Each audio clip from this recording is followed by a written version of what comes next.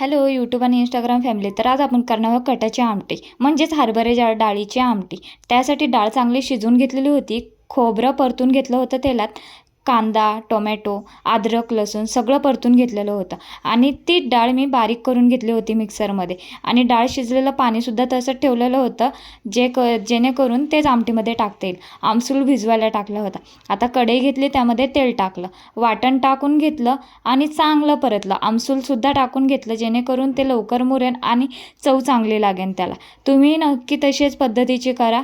गावरान पद्धतीची खूप टेस्टी लागते. हळद, मीठ, मसाला मी घरचा मसाला यूज केलेला होता. तुम्ही कांदा मसालासुद्धा यूज करू शकता. मी धना पावडर, घरचा मसाला, कांदा मसाला, मीठ आणि मटण मसाला, मेन तर आमटीमध्ये मी टाकलेला होता मटण मसाला.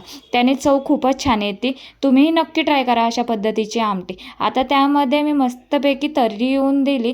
बघा खूपच छान तर्री आलेली आहे. आणि त्यामध्ये शिजलेली डाळ आणि त्याचं पाणी टाकलं. नक्की ट्राय करा, फॉलो करा आणि सबस्क्राईब करा.